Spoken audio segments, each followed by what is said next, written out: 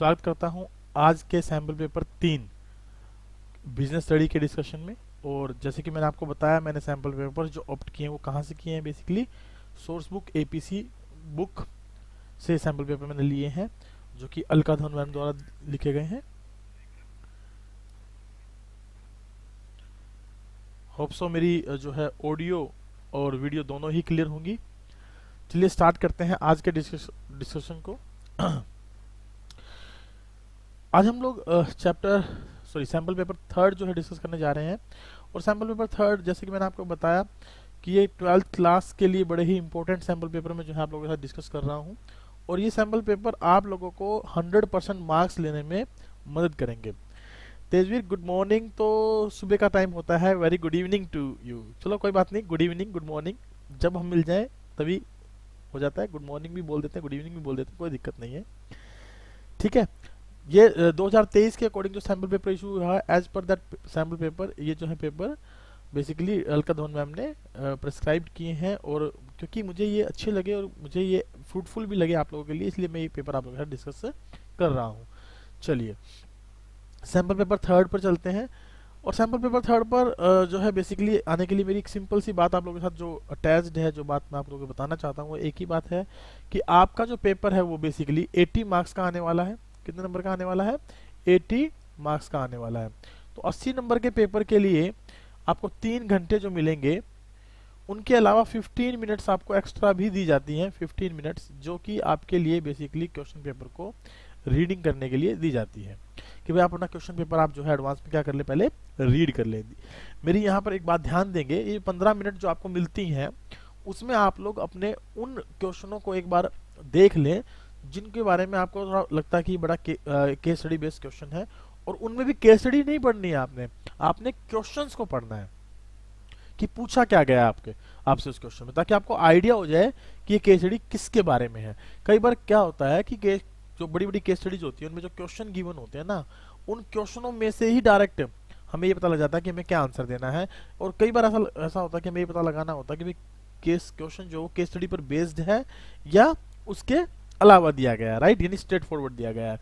तो 15 मिनट में आपको पहले उन केस स्टडी को रीड कर लेना है जो बड़ी बड़ी केस स्टडी हैं, और जिनमें आपको लगता है कि भाई क्वेश्चन पढ़ने से आपको आंसर आ रहा है तो उसको सर्कल करके रखें या हल्का सा उसके ऊपर निशान लगा लें कि भाई इसमें मुझे डायरेक्ट आंसर देना है। और बाकी जिनमें लगता है कि मुझे केस स्टडी पढ़नी ही पड़ेगी, वहां पर भी अपना एक सिंबल बना लें कि भाई ये केस स्टडी पढ़ने के बाद ही मुझे इसका आंसर देना होगा, राइट। तो टोटल जो है 34 क्वेश्चन हमारे सिलेबस में है। हमारे सैम्पल पेपर में 34 क्वेश्चन हम लोग डिस्कस करेंगे, जिनमें मैंने आपको बताया है क्वेश्चन 1 नंबर के, 3 नंबर के, 4 नंबर के और 6 नंबर के। टोटल क्वेश्चन जो है 34 क्वेश्चन आने वाले हैं। और ध्यान रखें कि हर एक क्वेश्चन के लिए वर्ड्स की प्रिस्क्राइब लिमिट है। जैसे 3 नंबर के लिए 50 से 75 वर्ड्स हमें लिखने होते हैं, और 4 नंबर के लिए 150 वर्ड्स, और 6 नंबर के लिए एटलीस्ट 200 वर्ड्स में हमें अपने क्वेश्चन को कंप्लीट करना होता है। और एक बात और भी ध्यान रखेंगे, जितने भी क्वेश्चन अगर उनके कोई सेपरेट पार्ट दिए गए हैं उनको एक साथ इकट्ठा अटेंड करने की कोशिश करिएगा आप लोग, ठीक है। क्योंकि एक साथ जब आप उनको अटेंड करेंगे तो वहां पर क्वेश्चन को चेक करना एग्जामिनर के लिए आसान हो जाता है और वो इजिली उन क्वेश्चनों को मार्क आउट कर सकता है, राइट। चलिए पहले क्वेश्चन से स्टार्टअप करते हैं। पहला क्वेश्चन आपके सामने है। क्वेश्चन है, Gaurav works as a production manager. Gaurav क्या करता है? एक प्रोडक्शन मैनेजर के तौर पे काम करता है। किसके तौर पे काम करता है? प्रोडक्शन मैनेजर के तौर पे काम करता है इन गौरव एंटरप्राइजेज लिमिटेड। गौरव एंटरप्राइज लिमिटेड में एक प्रोडक्शन मैनेजर के तौर पे काम करता है। He has been given the task of getting 5000 units of hand woven table mats, right, at ₹150 per unit with in 10 days. यानी कि उसको एक टारगेट दिया गया है कि उसको 5000 कितनी यूनिट? 5000 यूनिट मैन्युफैक्चर करनी है। कितने दिनों में?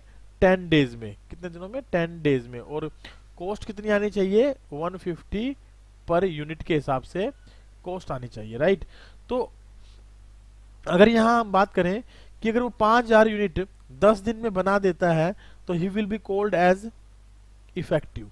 वो क्या माना जाएगा? इफेक्टिव माना जाएगा, ठीक है। अगर वो 5000 यूनिट 150 रुपए पर यूनिट की कॉस्ट है उससे कम में बना देता है तो वो क्या कहलाएगा? वो कहलाएगा एफिशिएंट। वो क्या कहलाएगा? एफिशिएंट, ठीक है। एफिशिएंसी के केस में हम ये नहीं देखते कि दिन कितने लगे, और इफेक्टिव के केस में हम ये नहीं देखते कि कॉस्ट कितनी आई। लेकिन अगर दोनों ही चीजें कंप्लीट हो जाएं विद गिवन टाइम पीरियड और विद मिनिमम कॉस्ट, अगर वो प्रोडक्शन टारगेट अचीव कर लेता है तो he will be called as effective and efficient. वो इफेक्टिव भी कहलाएगा, वो एफिशिएंट भी कहलाएगा। अब यहाँ पर हमसे क्वेश्चन पूछा गया है, in order to be acknowledged as an effective manager he must ensure, उसे क्या करना चाहिए? तो आंसर मैंने आप लोगों से बता ही दिया। यदि हमें इफेक्टिव के बारे में पूछा गया तो उसको 5000 यूनिट 10 दिन के अंदर अंतराल पर, चाहे लागत कुछ भी आए, प्रोड्यूस करनी ही पड़ेगी, मैन्युफैक्चर करनी ही पड़ेगी। Then he will be called as effective, right. वो क्या कहलाएगा? इफेक्टिव कहलाएगा उस कंडीशन के अंदर। तो चलिए, इफेक्टिव में हमारा यहाँ आंसर क्या हो जाएगा हमारे पास? ये अगर हम आंसर की बात करें तो work is completed within 10 days even at higher cost per unit. Option B will be the right answer, right. आप साथ साथ आंसर्स भी देते रहे थोड़ा क्वेश्चन पढ़ के, ताकि आपको भी आइडिया हो जाए कि आप जो अब तक हम 2 सैम्पल पेपर डिस्कस कर चुके हैं उनके आधार पर आपको क्वेश्चन पढ़ना आ गया है, समझ में आना आ गया है या नहीं आया, राइट। चलिए, पहले क्वेश्चन का आंसर हमने बड़े बखूबी तरीके से समझ लिया, और साथ साथ हमने एक चीज और भी समझी कि एफिशिएंसी किसे कहते हैं और इफेक्टिव एंड एफिशिएंसी दोनों कहां पर इंप्लीमेंट होती हैं एक साथ, इनके बारे में हमने यहाँ डिस्कशन किया। चलिए नेक्स्ट क्वेश्चन पर चलते हैं। क्वेश्चन नंबर जो है सेकंड, क्वेश्चन सेकंड क्या कहता है? Identify the technique of scientific management which is contradictory to the principle of unity of command. तो सबसे पहले तो आपको ये पता होना चाहिए कि यूनिटी ऑफ कमांड होता क्या है। देखिए, यूनिटी ऑफ कमांड का मतलब होता है जहां पर एक जो है वो क्या होगा? हेड होगा, एक जो है सबऑर्डिनेट मतलब मेजर सुपीरियर होगा, ठीक है, एक सबऑर्डिनेट होगा, और उसके अंतर्गत बहुत सारे सबऑर्डिनेट वर्क करेंगे। Subordinate 1, subordinate 2, subordinate 3। एक क्या होगा? सीनियर होगा। एक क्या होगा? सीनियर पर्सन होगा, सुपीरियर होगा, और सबऑर्डिनेट उसके नीचे काम करेंगे। जहां पर एक सीनियर और बहुत सारे सबऑर्डिनेट या एक सीनियर और एक सबऑर्डिनेट होता है, वहां पर बोलते हैं हम यूनिटी ऑफ कमांड। क्या बोलते हैं उसको?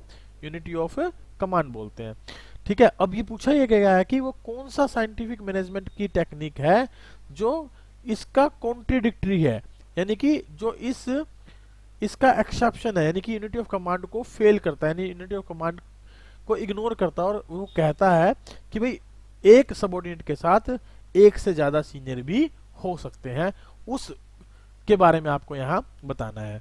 तो क्या वो टाइम स्टडी है? देखिए, टाइम स्टडी के अंतर्गत तो हम क्या करते हैं, हम इंटरवल्स देखते हैं, टाइम को देखते हैं, ठीक है, टाइम कितने समय में, एक स्टैंडर्ड टाइम फिक्स करते हैं, काम कितने समय में पूरा होगा। और नंबर 2 है डिफरेंशियल पीस वेजेस सिस्टम। इसके अंतर्गत हम क्या करते हैं, इफेक्टिव एंड एफिशिएंट वर्कर और नॉन इफेक्टिव और नॉन एफिशिएंट वर्कर में डिफरेंस करते हैं। Basically efficient and non efficient worker में डिफरेंशिएट करते हैं।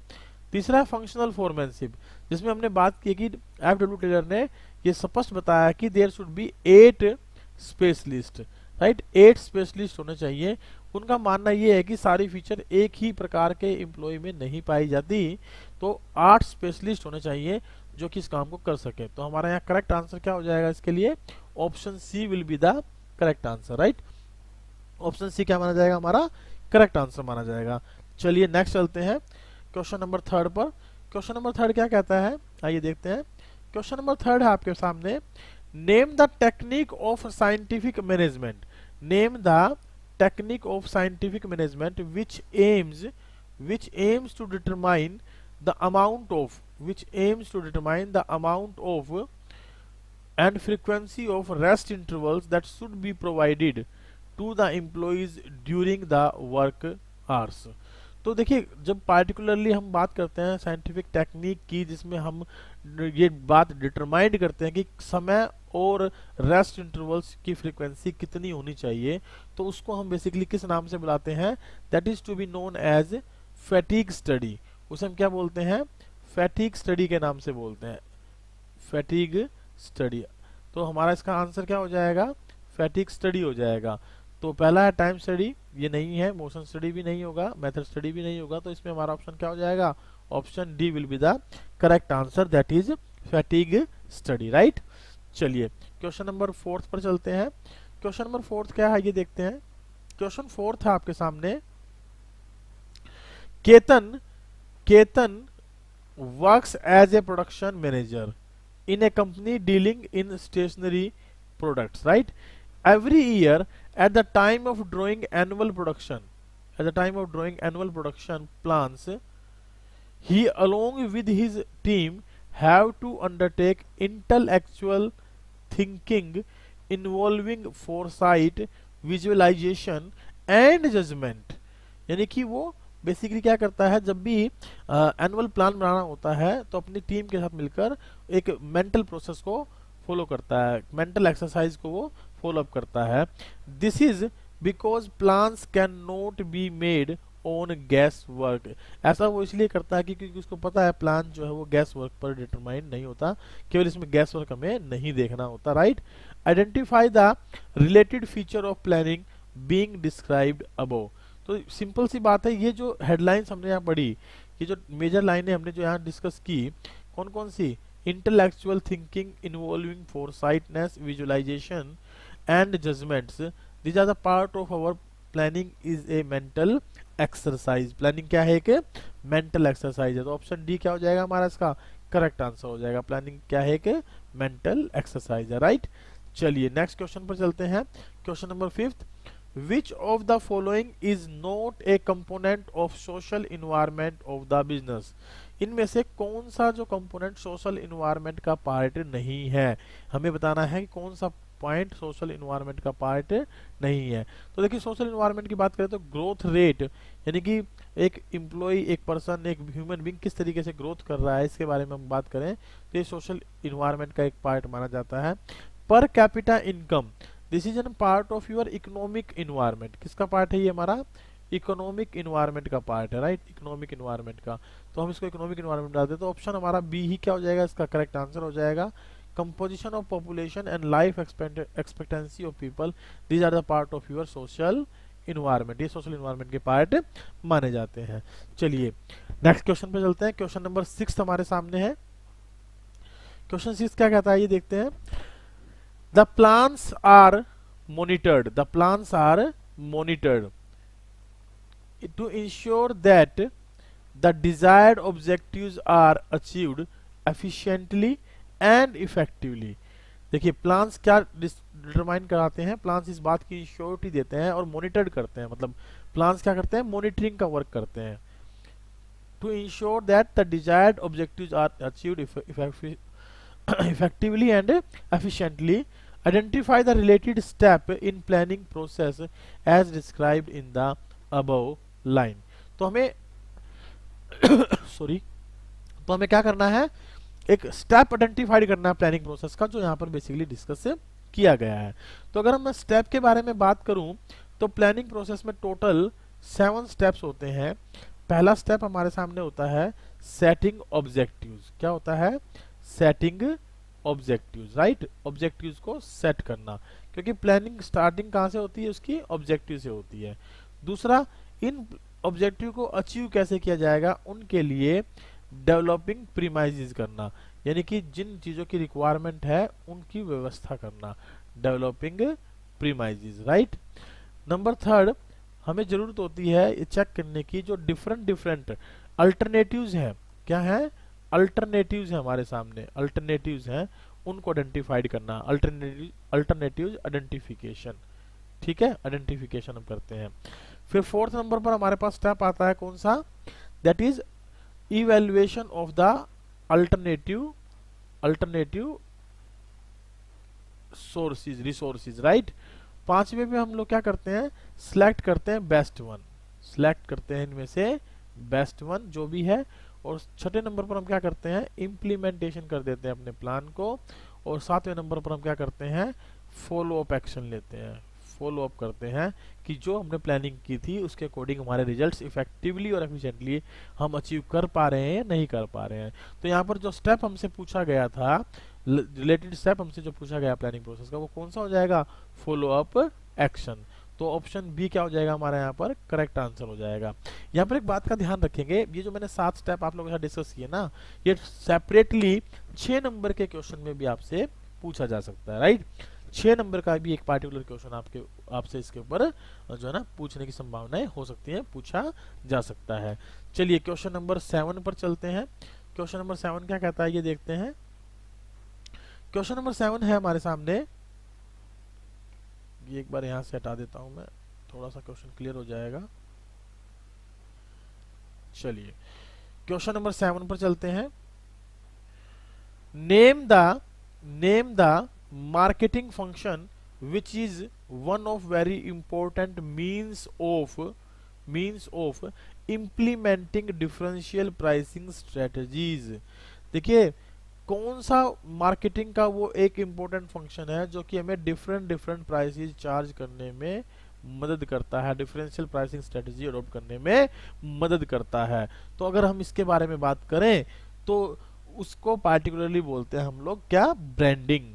क्योंकि ब्रांड के हिसाब से अगर हम बात करें तो हम अपने प्रोडक्ट को क्या कर सकते हैं, अलग अलग प्राइसिंग के तौर पर, मतलब लोगों से अलग अलग प्राइसिंग स्ट्रेटजी के तौर पर उनसे प्राइसेस चार्ज किए जा सकते हैं, राइट।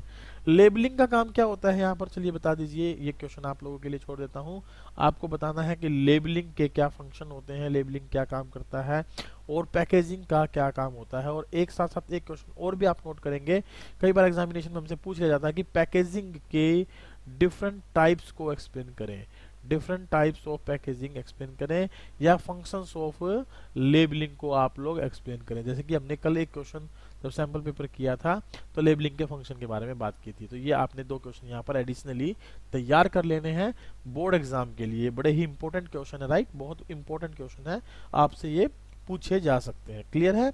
चलिए नेक्स्ट चलते हैं क्वेश्चन नंबर 8 पर। क्वेश्चन नंबर 8 है आपके सामने। क्वेश्चन नंबर 8 में लिखा है दुरंती लिमिटेड। कौन सी लिमिटेड है, Duranti limited. Duranti limited is a company dealing in skin care products. किस प्रकार के प्रोडक्ट में डील करती है, स्किन केयर प्रोडक्ट्स में डील करती है, right. Considering the direct marketing is a powerful tool to create demand for the firm's products. ये मानते हुए कि भाई डायरेक्ट जो मार्केटिंग होती है ना वो एक पावरफुल टूल होता है किसी भी ऑर्गेनाइजेशन में अपने प्रोडक्ट की डिमांड को बढ़ाने के लिए, it has been decided to deploy a team of 50 sales man over next 1 month, identify the element of promotion mix being adopted by the company. देखिए यहाँ पर जो इंपॉर्टेंट पॉइंट अगर हम बात करें तो इंपॉर्टेंट पॉइंट में हमारे सामने क्या है कि कंपनी किसको कंसीडर कर रही है, डायरेक्ट मार्केटिंग को, जहां पर वो स्किन केयर प्रोडक्ट को बेचना चाह रही है और कह रही है कि इन प्रोडक्ट को अगर डायरेक्टली जाकर बेचा जाए तो डिमांड बढ़ सकती है। और उसके लिए उसने क्या डिसीजन लिया है, 50 सेल्समैन को अपॉइंट करने का डिसीजन लिया है। तो यहाँ पर अगर हम बात करें प्रमोशन मिक्स के बेसिक एलिमेंट के बारे में तो हम पर्सनल सेलिंग के बारे में यहाँ डिस्कस कर रहे हैं, पर्सनल सेलिंग पर फोकस करने की बात कर रहे हैं। तो पर्सनल सेलिंग यहाँ पर बेसिकली क्या है, कंसिडर्ड की जा रही है। Is it clear. Personal selling हमारे से क्या हो जाएगा, करेक्ट आंसर हो जाएगा। चलिए क्वेश्चन नंबर 9 पर चलते हैं। क्वेश्चन नंबर 9 क्या कहता है, आइए समझते हैं। क्वेश्चन नंबर 9 के बारे में अगर बात करें तो क्वेश्चन नंबर 9 क्या कहता है, which among the following is not an element of delegation of authority. देखिए इसके बारे में मैंने आपको एग्जाम्पल पेपर 2 में हमने बताया था कि there are 3 elements of delegation of authority, that is A R A, right, A R A, where A stand for authority, R stand for responsibility and A stand for accountability। तो 3 हमारे पास जो है ना एलिमेंट होते हैं delegation of authority के, जो इसका मतलब decentralisation is not the part of element of delegation of authority. तो ऑप्शन बी हमारा क्या हो जाएगा यहाँ पर, करेक्ट आंसर हो जाएगा। Is it clear.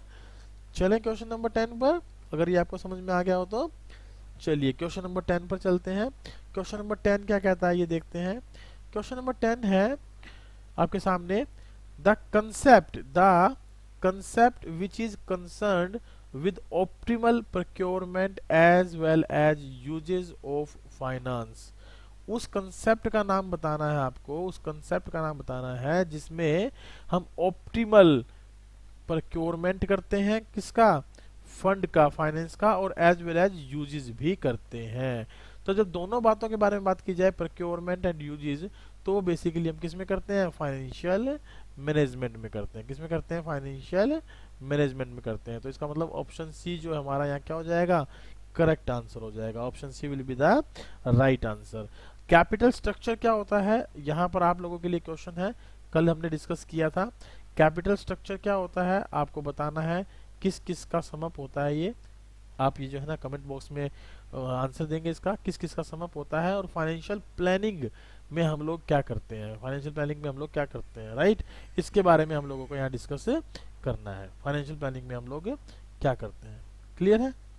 ये हमारा बेसिकली ये दो क्वेश्चन मैंने आपको बता दिया, आपको इन दो क्वेश्चन का आंसर देना है। आपसे इसके ऊपर बोर्ड एग्जाम में क्वेश्चन पूछा जा सकता है, और यू कैन से दैट कि अल्टरनेटिवली एक क्वेश्चन ये आपके सामने हो सकता है एग्जाम में, 1 मार्कर में भी आपके सामने आ जाए, राइट। इसका आप कमेंट बॉक्स में आंसर देंगे। चलिए क्वेश्चन नंबर 11 पर चलते हैं। क्वेश्चन नंबर 11 क्या कहता है ये देखते हैं। क्वेश्चन नंबर 11 है हमारे सामने, Vishesh limited is a popular company engaged in the business of selling rehabilitation equipment। rehabilitation equipment क्या होते हैं, जो बेसिकली डिसेबल्ड पर्सन के लिए जो हम इक्विपमेंट बनाते हैं। It is planning to open 2 new outlets in the vicinity of 2 different hospitals respectively in next 3 months by taking the place on lease। By taking the place on lease, ये एक हमारे लिए इंपॉर्टेंट पॉइंट हो गया कि वो अपने business को चलाना तो चाहता है, लेकिन किस पर, लीज पर लेकर। इसका मतलब उसके सामने फाइनेंस की प्रॉब्लम है, फाइनेंशियल अल्टरनेटिव्स को वो सर्च आउट कर रहा है। तो क्वेश्चन क्या पूछा गया है, identify the factors affecting fixed capital requirement of the company. तो देखिए level of collaboration, nature of business, ये टेक्नोलॉजी अपग्रेडेशन, ये सारी चीज़ें क्लियर होते हुए यहाँ पर जो मेजर बात की गई है वो फाइनेंशियल अल्टरनेटिव की गई है। किसके बारे में बात की गई है, फाइनेंशियल अल्टरनेटिव के बारे में की गई है, क्योंकि लीज पर वो लेकर अपने बिजनेस को स्टार्टअप करना चाहता है। तो ऑप्शन बी हमारा क्या हो जाएगा यहाँ पर, करेक्ट आंसर हो जाएगा, राइट। ऑप्शन बी क्या हो जाएगा हमारा, करेक्ट आंसर हो जाएगा। It clear. चलिए क्वेश्चन नंबर 12 पर चलते हैं। क्वेश्चन नंबर 12 क्या कहता है ये देखते हैं। क्वेश्चन नंबर 12 है आपके सामने कि blank may be defined as the framework within which managerial and operating tasks are performed। आपको बताना है कि वो कौन सा फ्रेमवर्क है जो इस बात को डिफाइन करता है कि भाई मैनेजरियल और operating task are to be performed. तो बेसिकली हम यहाँ हायरार्की की बात करते हैं, स्ट्रक्चर की बात करते हैं एक प्रकार के। तो ये हमारा स्ट्रक्चर को डिफाइन करता है, स्ट्रक्चर को, राइट। तो स्ट्रक्चर के बारे में अगर बात करें तो ऑर्गेनाइजेशनल स्ट्रक्चर के बारे में हम यहाँ बेसिकली क्या कर रहे हैं, बात कर रहे हैं। ऑर्गेनाइजेशनल स्ट्रक्चर के ऊपर हमारा क्या है, फोकस है।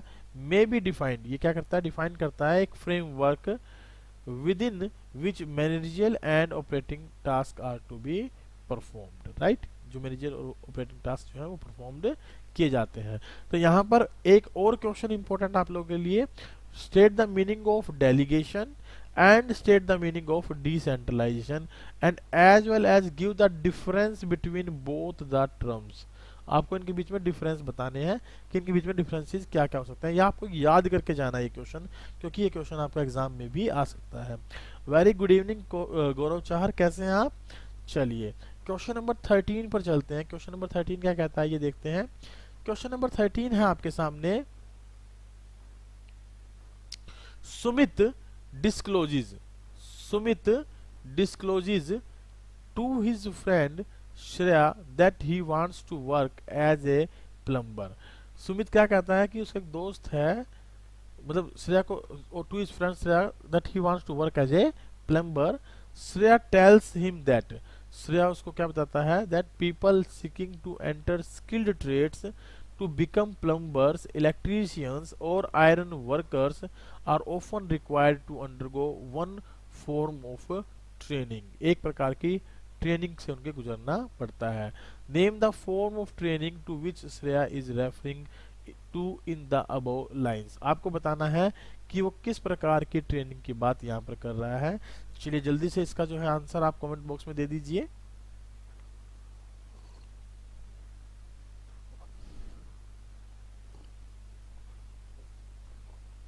चलिए सबसे पहला पॉइंट है अप्रेंटिसशिप ट्रेनिंग प्रोग्राम, दूसरा है वेस्टिब्यूल ट्रेनिंग प्रोग्राम, तीसरा है इंटर्नशिप ट्रेनिंग प्रोग्राम, या ऑल ऑफ द अबव। अब देखिए, स्किल्ड जब भी जॉब की जाती है तो वो हमेशा ऑन द जॉब रहकर की जाती है। क्या की जाती है? ऑन द जॉब रहकर की जाती है। तो ये एक प्रकार की अप्रेंटिसशिप ट्रेनिंग प्रोग्राम का पार्ट माना जाएगा। किसका? अप्रेंटिसशिप ट्रेनिंग प्रोग्राम का। वेस्टिब्यूल ट्रेनिंग क्या होती है? एक डमी ट्रेनिंग होती है, एक प्रकार की डमी बोल देते हैं, डमी ट्रेनिंग होती है, जो कि ऑफ द जॉब ट्रेनिंग का पार्ट माना जाता है। किसका? ऑफ द जॉब ट्रेनिंग का पार्ट माना जाता है। तो ऑप्शन ए हमारा करेक्ट आंसर होगा। और इंटर्नशिप ट्रेनिंग भी एक हमारी ऑन द जॉब ट्रेनिंग है, राइट। यहाँ पर किसके बारे में बात हुई है? ऑन द जॉब ट्रेनिंग के बारे में बात हुई है। लेकिन उनमें जो इस फॉर्म ऑफ ट्रेनिंग की बात की गई है वो कौन सी है? Apprenticeship training programme. चलिए क्वेश्चन नंबर 14 पर चलते हैं। क्वेश्चन नंबर 14 है assertion and reason. Staffing is seen as a journey function of management. Here journey standing for journal function of management. कैसा फंक्शन होता है? जर्नल फंक्शन ऑफ मैनेजमेंट होता है। बिल्कुल सही बात है। किसी भी मैनेजमेंट के अंदर जो स्टाफिंग है वो एक जर्नल फंक्शन ऑफ मैनेजमेंट है। टोटल हमारे पास कितने फंक्शन ऑफ मैनेजमेंट है? 5। Planning, organising, staffing, directing and controlling, right. 5 function है। उनमें से स्टाफिंग कैसा फंक्शन है? जर्निक फंक्शन है। तो इसका मतलब ये स्टेटमेंट क्या हो गई हमारी? ट्रू हो गई। सेकंड रीजन दिया है selection seeks to attract suitable applicant to apply for available jobs.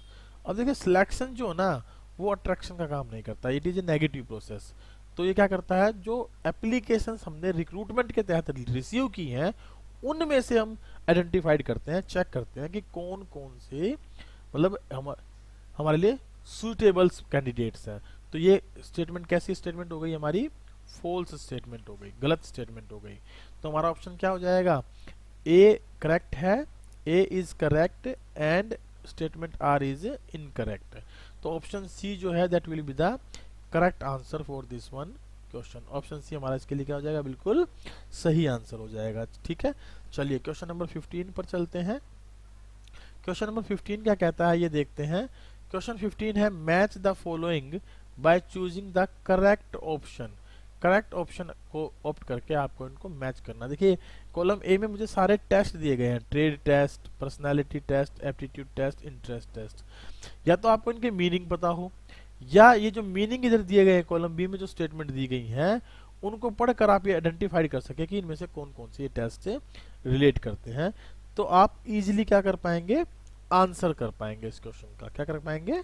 Answer कर पाएंगे। चलिए मैं कॉलम बी से स्टार्ट करता हूं ताकि हम इजीली क्या कर सकें? इनका आंसर कर सकें। Define the interest of the candidate. जो टेस्ट कैंडिडेट के इंटरेस्ट को डिफाइन करे उसे हम क्या बोलते हैं? इंटरेस्ट टेस्ट बोलते हैं। तो फोर्थ जो है किससे मैच हो जाएगा? फोर्थ पॉइंट ए से मैच हो जाएगा, राइट। या ए जो है फोर्थ पॉइंट से मैच हो जाएगा। देख लीजिए, फोर्थ में ए कहाँ कहाँ है? यहाँ है, नहीं है, यहाँ है, नहीं है, यहाँ है, नहीं है, और यहाँ है। यहाँ पर मैच होता है। तो इसका मतलब अगर देखा जाए तो आंसर हमारा एक ही से आ गया। Option C will be the correct answer, right. लेकिन फिर भी एक बार एक दो और पढ़ लेते हैं ताकि जस्टिफाई कर सके कि बाकी आंसर भी करेक्ट है या नहीं है। चलिए सेकंड पॉइंट पढ़ रहा हूँ, बी पॉइंट पढ़ रहा हूँ आपके सामने। Evaluate the potential of a candidate in acquiring the new skills and develops. तो ये बेसिकली क्या होता है? Potential of a candidate check करना चाह रहे हैं कि नई स्किल्स को वो एक्वायर कर पाता है या नहीं कर पाता है। ठीक है, कर पाता है या नहीं कर पाता है। तो इसको हम क्या बोलते हैं? एप्टीट्यूड टेस्ट बोलते हैं एक प्रकार से। क्या बोलते हैं? एप्टीट्यूड टेस्ट बोलते हैं। तो ये हमारा सेकंड से रिलेट करेगा, थर्ड पॉइंट हमारा किससे रिलेट करेगा? बी से रिलेट करेगा। तो थर्ड पॉइंट बी से रिलेट हो रहा है, बिल्कुल सही है। बाकी आप पढ़ें तो एक बार पढ़ ले, अदरवाइज हमारा ऑप्शन सी क्या हो जाएगा? इसके लिए करेक्ट आंसर हो जाएगा। क्या हो जाएगा? करेक्ट आंसर हो जाएगा। चलिए क्वेश्चन नंबर 16 पर चलते हैं। क्वेश्चन नंबर 16, 17 देखते हैं क्या कहते हैं। क्वेश्चन नंबर 16 है हमारे सामने। Blank is a career oriented process. कल ही हमने सैंपल पेपर में डिस्कस किया था कि what are the differences between training and development, और मैंने आपको वहां समझाया था कि जो ट्रेनिंग होती है that is basically job related, ठीक है, जॉब से संबंधित होती है, जबकि डेवलपमेंट जो होता है वो करियर से रिलेटेड होता है। तो इसका करेक्ट आंसर क्या हो जाएगा हमारे सामने? Option B. Option B will be the correct answer. Development is a career oriented process, right. चलिए क्वेश्चन नंबर 17 पर चलते हैं। Geet's grandmother gave her a gift packet, क्या दिया है, गिफ्ट पैकेट दिया है on her birthday. Geet open the packet and saw many wrinkly share certificates inside it. तो यानी बहुत सारे मतलब टुडे मुडे जो ना एक प्रकार से जो बहुत सारी फोल्ड में पड़े हों ऐसे शेयर सर्टिफिकेट पड़े थे। Her grandmother told her that her grandfather had left them for Geet in his will and no trading is now done in the physical form. Geet decided to open an account with tradeshare.com, एक company के साथ उन्होंने अपना क्या करने की कोशिश की, एक अकाउंट ओपन करने की कोशिश की है in order to sell these shares, इन शेयर्स को बेचने के लिए। Now what is the question, question क्या है ये देखते हैं। क्वेश्चन है हमारे सामने, identify the process which will enable Geet to hold shares in electronic form. देखिए शेयर्स को जब हम इलेक्ट्रॉनिक फॉर्म में होल्ड करने की बात करते हैं तो we are discussing about the very good evening Prashant, we are discussing about the dematerialisation process. किसके बारे में बात कर रहे होते हैं हम, डीमेटलाइजेशन प्रोसेस के बारे में बात कर रहे होते हैं, डीमेटलाइजेशन प्रोसेस के बारे में। Is it clear. चलिए अगर मैं आपसे यहाँ क्वेश्चन कर लेता हूं, मैं मेरा क्वेश्चन आप लोगों के लिए कि what do you mean by rematerialisation. Remat is standing for rematerialisation. Rematerialisation का मतलब क्या है, देखिए it is just opposite to the dematerialisation, ठीक है। आपको क्या ये जस्ट अपोजिट है किसका, डीमेटलाइजेशन का। यहाँ पर जो फॉर्म इलेक्ट्रॉनिक शेयर्स हमारे पास है उनको हम फिजिकल फॉर्म में क्या करते हैं, कन्वर्ट करते हैं। Is it clear.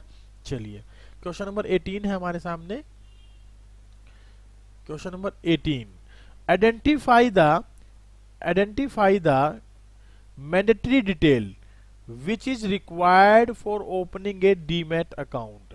आपको मैंडेटरी डिटेल बतानी है। Mandatory standing for from the view point of legal view point. Legal view point से बहुत जरूरी जो डॉक्यूमेंट होता है डीमैट अकाउंट ओपन करने के लिए वो कौन सा डॉक्यूमेंट है, तो that is to be known as PAN number. उसे हम क्या बोलते हैं, पैन नंबर बोलते हैं, परमानेंट अकाउंट नंबर। ये अल्फा न्यूमेरिक नंबर होता है, राइट, अल्फा न्यूमेरिक नंबर होता है पैन नंबर। इसकी हमें रिक्वायरमेंट होती है, इसके बिना हम डीमैट अकाउंट ओपन नहीं कर सकते। क्लियर है। चलिए क्वेश्चन नंबर 19 पर चलते हैं। क्वेश्चन नंबर 19 क्या कहता है, which of the following statements is not true with regard to primary market. Primary market के रिगार्ड में इनमें से कौन सी स्टेटमेंट ट्रू नहीं है, नोट पर ध्यान देना, ठीक है, नोट नहीं है ट्रू। चलिए ऑप्शन पढ़ लेते हैं वन बाय वन करके। कहता है it is also known as the old issues market.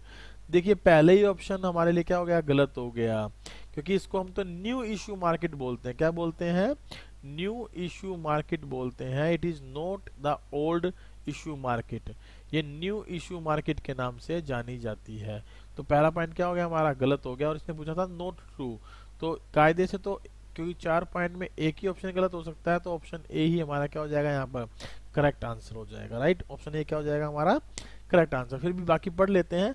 हो सकता है आपसे ये पूछ ले कि भाई 3 गलत देकर कि कौन सा ट्रू है, तो 3 ट्रू को एक बार देख लेते हैं, जो बाकी बचे हैं वो ट्रू है भी या नहीं।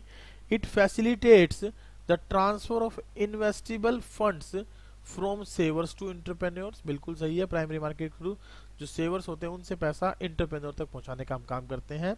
It deals with new securities being issued, नई सिक्योरिटीज में डील करता है for the first time. It facilitate transfer of investable funds from savers to entrepreneurs, repeated point हो गया, पहला और दूसरा और चौथा रिपीटेड है, तो मतलब ये भी ट्रू है।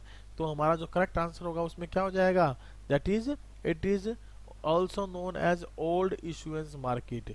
ये क्या है, गलत है, ये क्या है, गलत है। इसको हम क्या बोलते हैं, न्यू इशुएंस मार्केट के नाम से जानते हैं। तो ये हमारा ऑप्शन ए क्या हो जाएगा, इसका करेक्ट आंसर हो जाएगा। चलिए क्वेश्चन नंबर 20 पर चलते हैं। क्वेश्चन नंबर 20 क्या कहता है ये देखते हैं। क्वेश्चन नंबर 20 है, Jaikant is holding shares of a company, he has to be given a privilege offer to subscribe to a new issue of share of the same company in proportion of 2:1 to the number of shares already possessed by him। उसको एक offer दी गई है कि जो भी share उसके पास है उनके प्रोपोर्शन में वो यहाँ से जो नए शेयर हम इशू कर रहे हैं उनको ले सकता है इन 2:1 यानी 2 के बदले में 1 शेयर। तो identify the method of flotation being described in the above case. तो आपको मेथड ऑफ फ्लोटेशन के बारे में यह बताना है, कौन सा मेथड ऑफ फ्लोटेशन डिस्कस किया गया है। तो अगर हम मेथड ऑफ फ्लोटेशन के बारे में बात करें तो it is to be known as right issue, क्योंकि हमने सबसे पहले क्या किया है, उन शेयर होल्डर को यह अधिकार दिया है जो पहले से ही हमारे क्या है, शेयर होल्डर्स हैं। आपको यहाँ बताना है ऑफर थ्रू प्रोस्पेक्टस क्या होता है, ऑफर फॉर सेल का क्या मतलब है, प्राइवेट प्लेसमेंट का क्या मतलब है। या आप इसको नोट कर लें कि एक 4 नंबर के क्वेश्चन में आपसे एक क्वेश्चन डायरेक्टली पूछा जा सकता है, explain the different methods of flotation of the shares at the first time, right.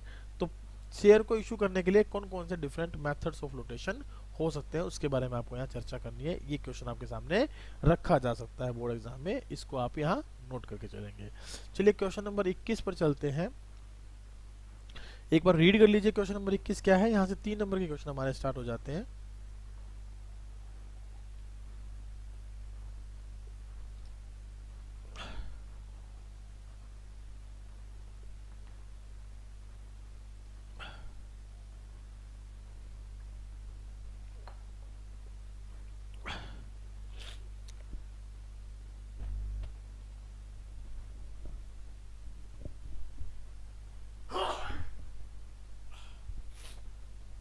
माफी चाहूंगा।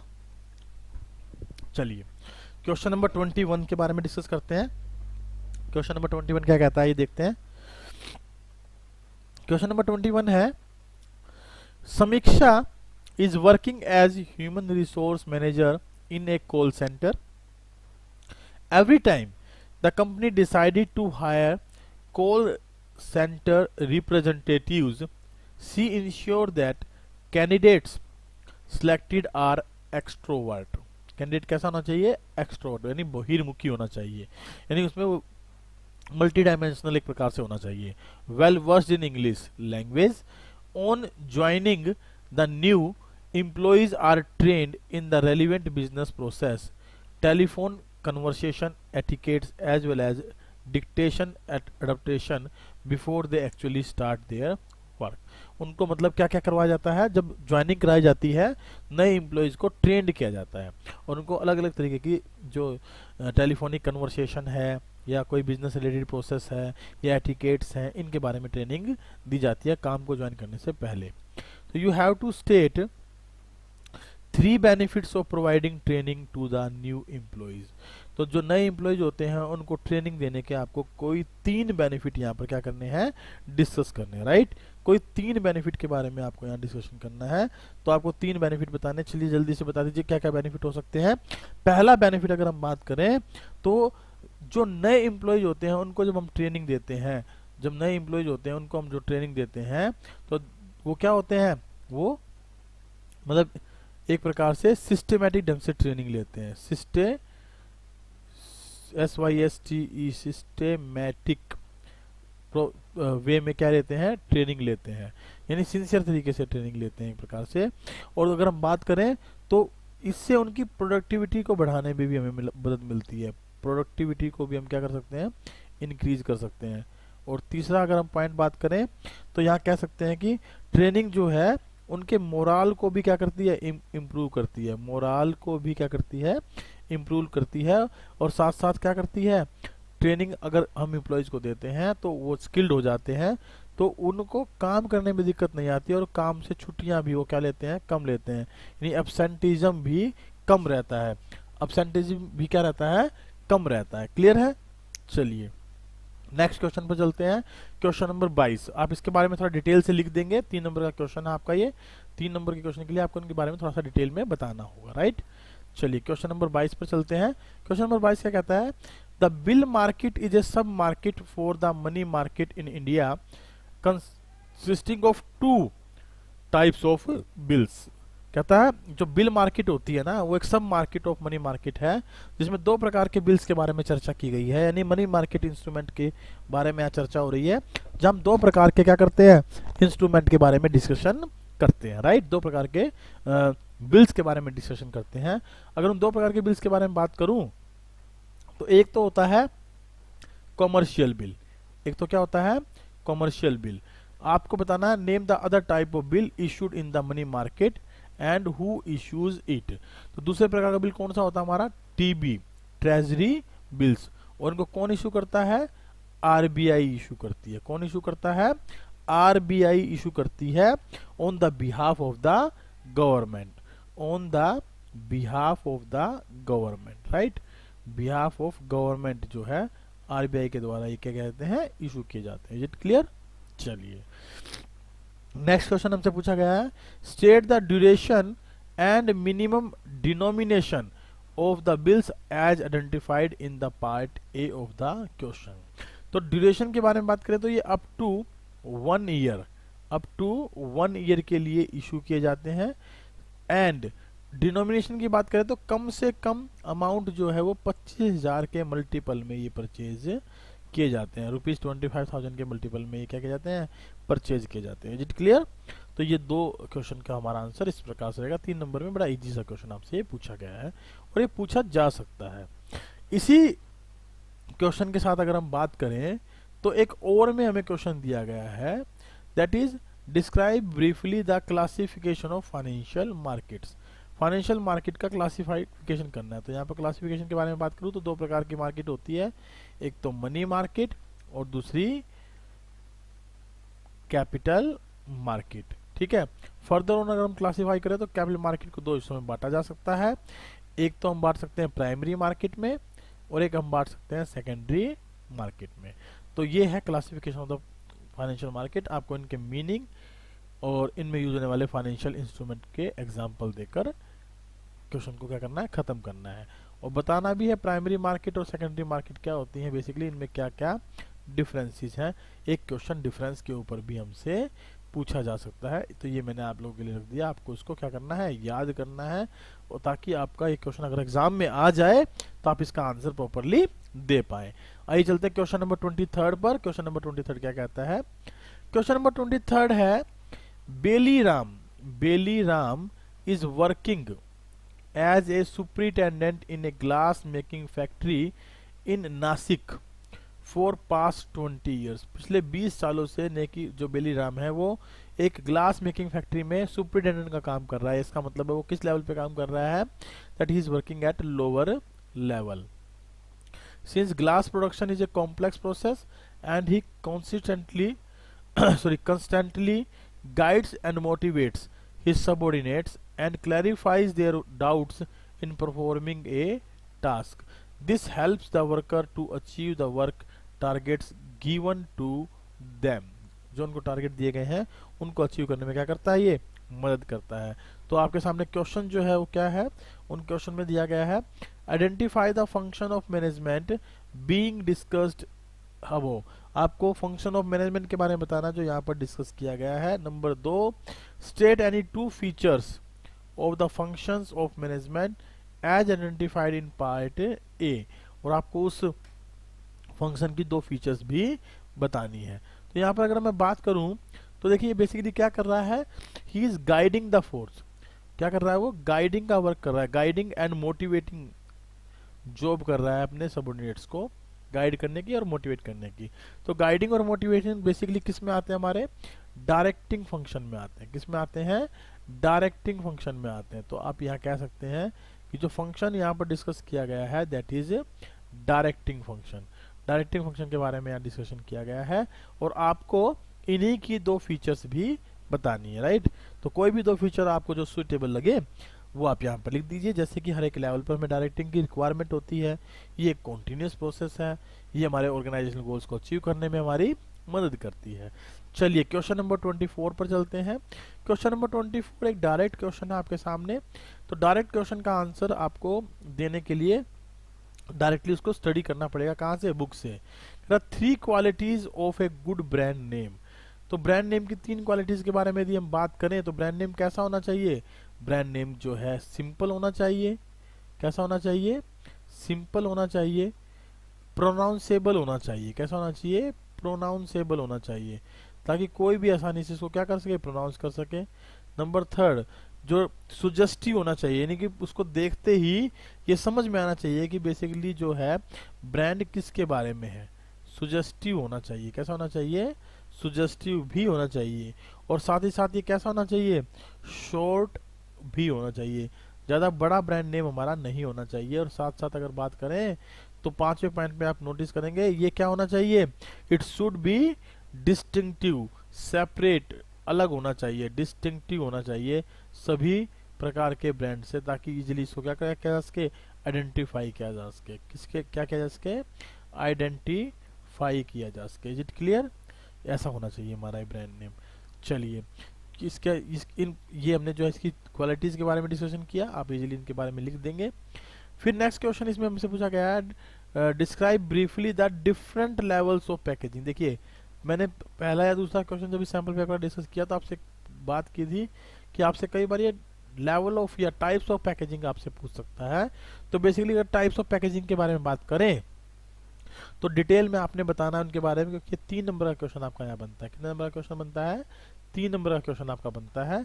और 3 नंबर में आपको डिफरेंट टाइप्स ऑफ पैकेजिंग बतानी है। तो डिफरेंट टाइप ऑफ पैकेजिंग के बारे में बात करूँ तो पहली होती है प्राइमरी लेवल की, दूसरी होती है सेकेंडरी लेवल की, और तीसरी होती है ट्रांसपोर्टेशन लेवल की। Right? Primary, secondary and transportation. Primary के अंदर हम उसका जो प्रोडक्ट है वो किस में रखेंगे इसके बारे में चर्चा करते हैं। सेकेंडरी में अगर बात करें तो उसके ऊपर उसको किस प्रकार के बॉक्स में रखा जाएगा उसके बारे में बात करते हैं। और ट्रांसपोर्टेशन में हम ये देखते हैं कि उसकी प्रोटेक्शन कैसे की जा सकती है, यानी इसको जो कोरुगेटेड बॉक्स होते हैं, जो नलकीदार बॉक्स होते हैं, एक प्रकार से कार्टून जिन्हें हम बोलते हैं, अलग अलग साइजेस के, उनमें हम उनको प्रोडक्ट को लेकर चलते हैं। तो आपको यहाँ पर तीनों प्रकार की पैकेजिंग को डिटेल में समझाना है, एक्सप्लेन करना है। ठीक है, चलिए क्वेश्चन नंबर 25 पर चलते हैं। 25 क्या कहता है ये देखते हैं। माफी चाहूंगा, मुझे थोड़ा कोल्ड है आज। Rakesh is the production manager of Indi fabrics private limited. Right? क्या है वो? प्रोडक्शन मैनेजर है in an organisation that promotes the sale of Indian handloom and handicrafts product while providing equitable employment to the traditional artisan also. Indie Fabric Private Limited sources its product over 9,000 craft persons and artisans across India. Recently, when Rakesh discovered that his team of designers had produced cushion covers that were more expensive than they had planned to sell, he decided to change the fabric to keep cost in check. तो राकेश के बारे में बात की गई है। राकेश एक क्या है? प्रोडक्शन मैनेजर है, और वो बेसिकली क्या करता है?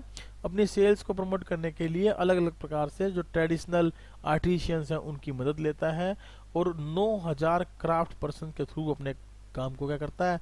सक्सेसफुली कंप्लीट भी करता है, मतलब सक्सेसफुली परफॉर्म करता है। वो एक जो है ना एट द एंड ये डिस्कवरी करता है कि जो उनका प्रोडक्ट है, जो उनकी टीम है जो प्रोडक्ट वो बना रही है वो क्या है? बेसिकली एक प्रकार से दैट वर मतलब बहुत ही मोस्ट एक्सपेंसिव है। उसने ऐसी एक डिस्कवरी की है। मतलब ये क्या डिस्कवरी का मतलब हम यहाँ क्या लगाएंगे? That he is doing a kind of work of controlling. Right? क्या करना चाह रहा है? कंट्रोलिंग करना चाहता है किसके ऊपर?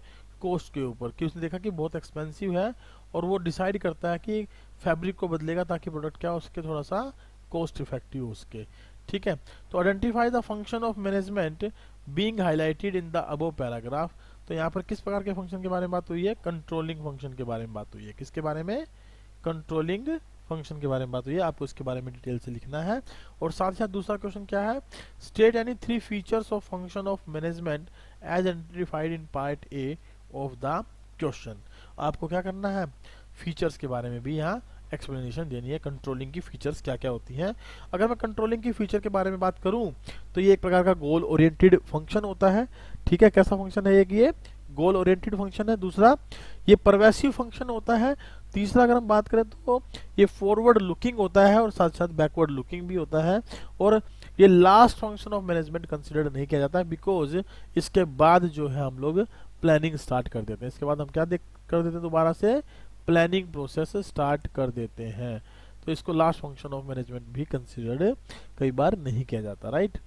चलिए, तो होप सो आप इसके बारे में डिटेल से लिख लेंगे, आपको क्वेश्चन जो है इसका आंसर जो प्रॉपर्ली समझ में आया होगा। चलिए नेक्स्ट चलते हैं क्वेश्चन नंबर 26 पर। क्वेश्चन नंबर 26 क्या कहता है ये देखते हैं। क्वेश्चन नंबर 26 था आपके सामने, why is it said that planning में neither work in a dynamic environment nor does it guarantee of success, explain. देखिए प्लानिंग की दो बेसिकली क्या है, आप कह सकते हैं कि लिमिटेशंस हैं एक प्रकार की, कि प्लानिंग डायनेमिक इन्वायरमेंट में वर्क नहीं करता है, और साथ साथ ये किसी प्रकार की कोई गारंटी नहीं है किसी सक्सेस के, किसी प्रकार का सक्सेस होने की ना तो गारंटी है और ना ही डायनेमिक इन्वायरमेंट में वर्किंग करता। तो आपको ये दोनों फीचर डिटेल में क्या है, दोनों फीचर क्या करनी है, डिटेल में एक्सप्लेन करनी है, और यही बेस मानते हुए आप इनको क्या बताएंगे, एक्सप्लेन करेंगे कि it does not work in the dynamic environment.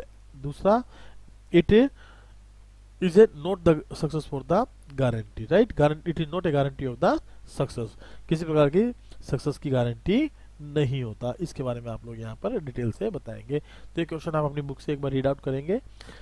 State briefly any 4 features of planning as a function of management.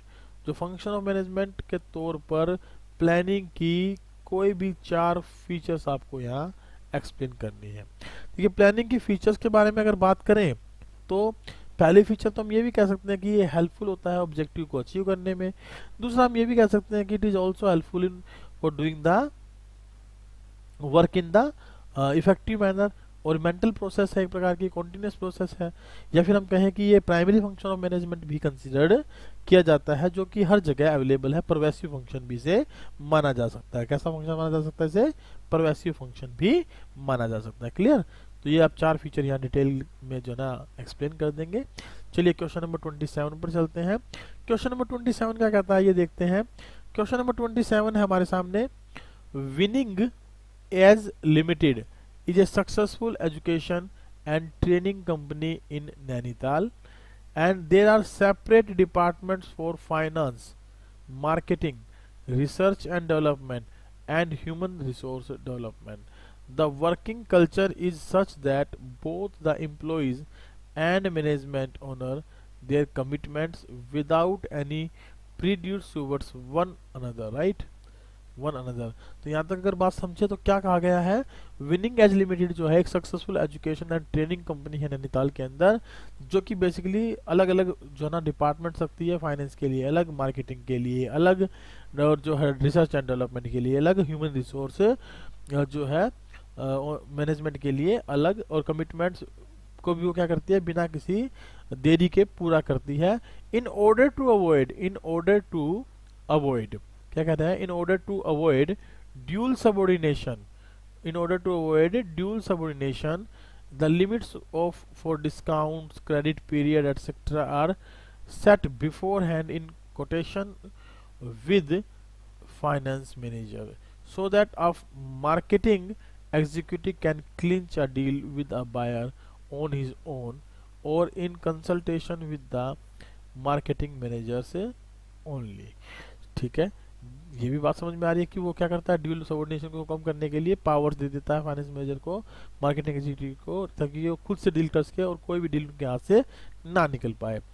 There are 2 separate divisions in company, namely education department and training department.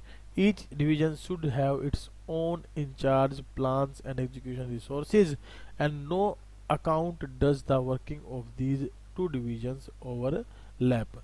और जो 2 division है उनमें कोई भी काम जो है overlapped नहीं होता। तो पैराग्राफ को पढ़ने से बहुत सारी बातें हमें यहाँ पर प्रिंसिपल ऑफ मैनेजमेंट के बारे में पता लग रही है, राइट। तो क्वेश्चन क्या पूछा गया ये देख लेते हैं। क्वेश्चन हमसे पूछा गया है, identify the various principles of management being followed by the company. तो इस केस स्टडी में बहुत सारे प्रिंसिपल ऑफ मैनेजमेंट है जिनको आपको आइडेंटिफाई करना है, उनका आपको एक्सप्लेनेशन भी देना है। तो देखिए सबसे पहले अगर हम बात करें separate function, separate department for finance, marketing, research, development है, तो इसको हम यहाँ पर सेपरेट डिपार्टमेंट्स और फाइनेंसिंग, मार्केटिंग, रिसर्च, डेवलपमेंट, इनके बारे में अगर हम बात करें यहाँ तक, तो हम कह सकते हैं कि क्या है यहाँ पर डिवीजन ऑफ वर्क है। क्या है? डिवीजन ऑफ वर्क के बारे में डिस्कशन किया गया है, एक पॉइंट। दूसरा अगर हम बात करें ड्यूल सबऑर्डिनेशन के बारे में, तो हम कह सकते हैं यूनिटी ऑफ कमांड भी यहाँ पर फोकस की गई है। यूनिटी ऑफ कमांड भी फोकस की गई है। तीसरा अगर हम बात करें, कह रहा है कि credit period set etcetera finance major to the marketing executive clinch deal with buyer or is own and consultation with the marketing managers only. तो यहाँ पर तो हमें एक बात समझ में नहीं आई है कि भाई क्योंकि ऐसा करते हैं। फिर भी आगे चलते हैं, two separate division in the companies name, education department and training department. तो यहाँ पर एक प्रकार से each division should have its own incharge, plan, education, resource, work of these two division overlaps. तो यहाँ पर हम कह सकते हैं कि डिसिप्लिन, ठीक है ना, discipline plus unity of direction के बारे में बात की गई है, क्योंकि हर एक डिपार्टमेंट का क्या है, each department should have its own incharge, plan and resources. तो हम यहाँ पर क्या कह सकते हैं कि यूनिटी ऑफ डायरेक्शन भी है। यूनिटी ऑफ क्या है? डायरेक्शन भी है, जहाँ पर हर एक हेड, हर एक उसका ऑर्गेनाइजेशन का अपना अपना एक हेड है। और एक पॉइंट यहाँ पर अगर हम और देखें, तो स्टार्टिंग में हमने बात की थी the working culture in such department. क्या है? The working culture in such that both the employees and management honour their commitments, honour their commitments, इनके बारे में बात करें तो ऑनर देयर कमिटमेंट करते हैं। तो यहाँ पर हम कह सकते हैं कि बेसिकली क्या है, डिसिप्लिन को भी फॉलो करते हैं। किसको? डिसिप्लिन, DISCIPLIN, डिसिप्लिन को भी क्या करते हैं, फॉलो करके चलते हैं। Is it clear? तो ये चार बातें हमारे सामने रहेंगी। चलिए बी पॉइंट पर चलते हैं। बी में क्या पूछा गया है, state one effect of violation of each of these principles as identified in part A. ये जो चार प्रिंसिपल हमने यहाँ आइडेंटिफाइड किए ना, इनके बेसिकली आपको वॉयलेशन इम्पैक्ट बताने, क्या क्या वॉयलेशन इम्पैक्ट हो सकते हैं। तो देखिए पहला सिंपल डिवीजन ऑफ वर्क है, तो वर्क इफेक्टिवली एफिशिएंटली नहीं हो पाएगा यदि डिवीजन ऑफ वर्क को हम इम्प्लीमेंट नहीं करेंगे। यूनिटी ऑफ कमांड है, तो वहाँ पर क्या होगा, ड्यूल सबऑर्डिनेशन होगा, काम को प्रॉपरली हम फुल अप एग्जीक्यूट नहीं कर पाएंगे वर्कर से। यूनिटी ऑफ डायरेक्शन की बात करें तो हर एक वन हेड वन प्लान का जो ऑब्जेक्टिव वो खत्म हो जाएगा, होच पोच काम हो जाएगा, लैक ऑफ यूनिटी रहेगी, काम में प्रॉपरली जो ना यूनिटी नहीं आ पाएगी। और डिसिप्लिन के बारे में बात करें तो हम यूँ कह सकते हैं कि वहाँ पर जो ना टाइम वर्क जो प्रॉपरली टाइम पर क्या नहीं कर पाएंगे, अचीव नहीं कर पाएंगे, प्रॉपर टाइम पर वर्क को क्या नहीं कर पाएंगे, अचीव नहीं कर पाएंगे, राइट। तो ये जो है आप बेसिकली चारों फंक्शन है। इनके अलावा यदि आपको कोई मिलता है तो आप उसको आइडेंटिफाइड कर सकते हैं, लिख सकते हैं, उसके जो है ना इल इफेक्ट भी आप यहाँ पर, वॉयलेशन इफेक्ट भी आप यहाँ पर बता सकते हैं। चलिए क्वेश्चन नंबर 28 पर चलते हैं। क्वेश्चन नंबर 28 4 नंबर के लिए क्या है, आइए देखते हैं। क्वेश्चन नंबर 28 है हमारे सामने, recently on complaint of Damodar Kolkara resident of Thane city the district consumer disputes redressal forum, Thane has placed a ban on Misthan Bhandar, a sweet shop in the city. The shopkeeper has been asked it to withdraw the artificial colored sweets from the market for sale. This is because through a laboratory test, it has been certified that these sweets contained inedible and unsafe colors which could cause serious harm to the human health. Is it clear? तो आपको क्या identify करना है यहाँ पर, क्या explain करना है, various rights of consumer relating to the above case study. देखिए ये केस स्टडी किसके बारे में है, इस केस स्टडी में बात की गई है कि एक मतलब मिष्ठान भंडार है जो कलर्ड जो ना स्वीट्स प्रोवाइड करता है, जो हेल्थ के लिए सही नहीं है, प्रॉपर नहीं है। तो अगर हम यहाँ पर बात करें बेसिकली तो किन प्रकार के राइट्स को यहाँ पर क्या किया गया है, इग्नोर किया गया है। तो जो राइट्स यहाँ इग्नोर किए गए हैं उन राइट्स में पहला राइट आता है हमारा राइट टू सेफ्टी। ठीक है, राइट टू सेफ्टी के बारे में यहाँ पर क्या हुई है, चर्चा हुई है, राइट टू सेफ्टी। तो आप इसके बारे में यहाँ लिख सकते हैं, राइट टू सेफ्टी जो है, राइट टू सेफ्टी ये हमारा यहाँ इग्नोर हुआ है। नंबर 2 अगर हम बात करें तो right to be heard, consumer अपने एक राइट को यहाँ एक्सरसाइज कर रहा है ना, राइट टू बी हर्ड के बारे में भी हम यहाँ डिस्कशन कर सकते हैं। और नंबर थर्ड अगर हम बात करें तो right to be seek redressal, right to be seek redressal के बारे में भी यहाँ पर बात हुई है, right to be seek redressal. क्योंकि देखिए यहाँ पर अगर कंज्यूमर किसी प्रकार की हेल्थ प्रॉब्लम से जूझता है तो उसकी बात को सुना जाता है, उसको सेफ्टी प्रोवाइड की जाती है। सेफ्टी के तौर पे या तो प्रोडक्ट को मार्केट से रिप्लेस किया जाए, या उसने जो हेल्थ लॉस किया है उसको रिकवर किया जाए, उसके लिए कंपनसेशन दिया जाए। इस प्रकार के हम यहाँ पर बातें बेसिकली डिस्कस कर सकते हैं। तो आइडेंटिफाई और एक्सप्लेन करने से आइडेंटिफिकेशन मैंने आपको बता दिया है, ये 3 राइट यहाँ पर डिस्कस होंगे, उनके बारे में आपको डिटेल से लिखना है, राइट। और यही नहीं, बाकी के जो बचे हुए राइट्स हैं उनके बारे में भी आप एक बार जरूर देख लें, क्योंकि कई बार क्वेश्चन डायरेक्टली आ जाता है, explain the different rights of a consumer as per the consumer protection act 2019। चलिए क्वेश्चन नंबर 29 पर चलते हैं। क्वेश्चन नंबर 29 क्या कहता है ये देखते हैं। क्वेश्चन नंबर 29 है आपके सामने, explain briefly any point highlighting the importance of management.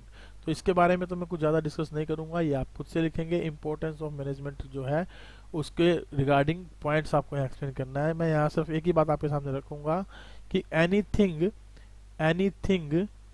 Minus management, anything minus management will result into failure.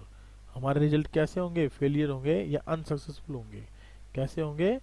Unsuccessful होंगे। इस बात का आप विशेष ध्यान रखेंगे। Is it clear? बाकी इसकी इंपॉर्टेंस आपको बतानी है, एक्सप्लेन करनी है। इंपॉर्टेंस भली बात ही आप बता पाएंगे, समझा पाएंगे। नेक्स्ट क्वेश्चन है, explain briefly the features of coordination. Coordination की फीचर के बारे में बताना है। ये भी हमारा चैप्टर नंबर 1 से क्वेश्चन बनता है। और अगेन मैं यही कहूंगा कि फीचर्स ऑफ कोऑर्डिनेशन को भी आपको यहाँ क्या करना है? अच्छे तरीके से एक्सप्लेन करना है, डिटेल तरीके से समझाना है। या हम ये कहें कि इसमें हम क्या क्या शामिल कर सकते हैं? इंटीग्रेशन ऑफ ग्रुप एफर्ट्स को शामिल कर सकते हैं। ये एक कॉन्टिन्यूस प्रोसेस होती है। ये जो है यूनिटी ऑफ एक्शन को इंश्योर कराती है, और ये हर जगह अवेलेबल होती है। यानी कोऑर्डिनेशन एक ऐसा फंक्शन है या ऐसा पॉइंट है, एसेंस ऑफ मैनेजमेंट है, जिसको हम अगर बात करें तो हर एक लेवल पर, हर एक ऑर्गेनाइजेशन के पॉइंट पर ये हमें देखने को मिलता है, और इससे अच्छी बातें समझने को बेसिकली मिलती है। बाउंडेशन का काम करता है, एक ना यूनिटी ऑफ एक्शंस का काम करता है सभी प्रकार के ऑर्गेनाइजेशनल डिपार्टमेंट्स के बीच में, लेवल्स के बीच में, राइट। चलिए क्वेश्चन नंबर 30। क्वेश्चन नंबर 30 के बारे में अगर चर्चा करें तो क्वेश्चन नंबर 30 क्या कहता है ये देखते हैं। explain the importance of understanding business environment by business managers। अगर बिजनेस मैनेजर्स बिजनेस को जो है ना अंडरस्टैंड कर सके, अंडरस्टैंड मतलब इसका स्वॉट एनालिसिस कर सके कि यहाँ पर क्या क्या हमारे लिए स्ट्रॉन्ग पॉइंट है, क्या क्या वीक पॉइंट है, क्या क्या अपॉर्चुनिटी है, क्या क्या थ्रेट्स है, इसको प्रॉपरली अंडरस्टैंड कर पाए, तो बिजनेस के लिए बहुत ही एक जो ना काम की बात, मतलब आप कहते हैं इंपॉर्टेंट बात उसके लिए ये मानी जाएगी। क्योंकि बिजनेस को समझ पाना बहुत ही क्रिटिकल है। क्योंकि बिजनेस इन्वायरमेंट क्या है? बिजनेस इन्वायरमेंट बेसिकली डायनेमिक है। कैसा है? डायनामिक है। साथ ही साथ क्या है? ये अनसर्टेन भी है, अनसर्टेन भी है। तो अनसर्टेनिटी और डायनामिटी की वजह से हम इसको समझ नहीं पाते। अगर हम इसको प्रॉपर्ली एनालाइज कर पाए, स्वॉट एनालिसिस का कर पाए, तो हमें डिफरेंट की इंपॉर्टेंस या फीचर या बेनिफिट देखने को मिल सकते हैं। जैसे कि ये अलग अलग प्रकार की अपॉर्चुनिटी को आइडेंटिफाई करवा सकता है, ये फर्स्ट मूवर एडवांटेजेस हमें देता है, ये रैपिड चेंजेस को प्रॉपर तरीके से अडॉप्ट करने में हमारी मदद करता है, साथ साथ ही प्लानिंग और पॉलिसी के फॉर्मेशन और इम्प्लीमेंटेशन में भी मदद करता है। Is it clear? तो क्वेश्चन नंबर 30 आपको क्लियर होगा। चलिए क्वेश्चन नंबर 31 पर चलते हैं। क्वेश्चन नंबर 31 क्या कहता है ये देखते हैं। Maslow's need hierarchy theory is considered fundamental to understanding of motivation. किसको समझने के लिए? बेसिकली ये मोटिवेशन कंसेप्ट को समझने के लिए थ्योरी दी गई है। Explain the statement by describing the various needs that governs human motivation. आपको जो है ना वो सारी नीड्स के बारे में एक्सप्लेनेशन देना है जो कि ह्यूमन मोटिवेशन को या ह्यूमन मोटिवेशन को क्या करता है? इम्प्रूव करता है, बढ़ाता है। तो सिंपल सा क्वेश्चन है। यहाँ पर मैं आपको सिंपल सी बात बताऊं तो यहाँ पर आपको करना क्या है? Basically you have to explain the different kinds of needs given by the Abraham Maslow, psychological needs, safety and security needs, belonging needs, self-esteem needs, self-actualization needs। In 5 needs के बारे में यहाँ बेसिकली आपको एक्सप्लेन करना है, जिसके बारे में हमने पहले भी एग्जाम्पल पेपर में डिस्कशन किया था। ठीक है, जो मैंने 5 प्रकार की नीड्स बताई हैं उनको यहाँ पर क्या करना है, आपको डिटेल से एक्सप्लेन करना है, समझाना है। Is it clear? चलिए नेक्स्ट क्वेश्चन पर चलते हैं। क्वेश्चन नंबर 31 का और 31 के और में क्या दिया गया है ये देखते हैं। 31 के और में दिया गया है आपके सामने, describe the importance of leadership in the management. Management के अंतर्गत लीडरशिप की आपको क्या बतानी है, इंपॉर्टेंस बतानी है। तो यहाँ पर A to Z जितने भी वर्डिंग आप इसके बारे में पॉजिटिवली क्रिएट कर सकते हैं, जैसे कि ये एबल होता है, जैसे कि ब्रेव होता है, क्लेवर होता है, डिसेंट होता है, या फिर जो हार्ड वर्कर होता है, अपने वर्कर्स को, फॉलोअर्स को क्या करता है, मोटिवेट करता है। वो सारी बातें आप यहाँ एक लीडर की बारे में लिख सकते हैं, लीडर की इंपॉर्टेंस के बारे में बता सकते हैं। इसका पॉजिटिव चेंज लाता है, गोल ओरिएंटेड होता है, या किसी प्रकार से हम कहते हैं कन्फ्लिक्ट को रिजोल्व करने में मदद करता है, ट्रेनिंग प्रोवाइड करने में भी हमारी ये मदद करता है। तो ये सब क्या है basically, all these are the parts of leadership importance. तो इसको आप अपने पास से भी लिख सकते हैं। It is a general question, और जो कि 6 नंबर में हमसे पूछा गया, तो कम से कम 6 पॉइंट्स आप यहाँ जरूर एक्सप्लेन करके चलें। चलिए क्वेश्चन नंबर 32 पर चलते हैं। क्वेश्चन नंबर 32 क्या कहता है ये देखते हैं। क्वेश्चन नंबर 32 है, distinguish between delegation of authority and decentralisation. देखिए ये एक और क्वेश्चन जो 6 नंबर में पूछा गया, अभी मैं पीछे सैम्पल पेपर के जो MCQ बेस्ड क्वेश्चन थे हमारे, उनमें हमने डिस्कस किया था कि डेलीगेशन क्या होता है, डिसेंट्रलाइजेशन क्या होता है ऑफ द अथॉरिटी, और उनके बारे में डिफरेंसेस दीजिए। डायरेक्ट क्वेश्चन है, आपको अपनी बुक से मिल जाएगा।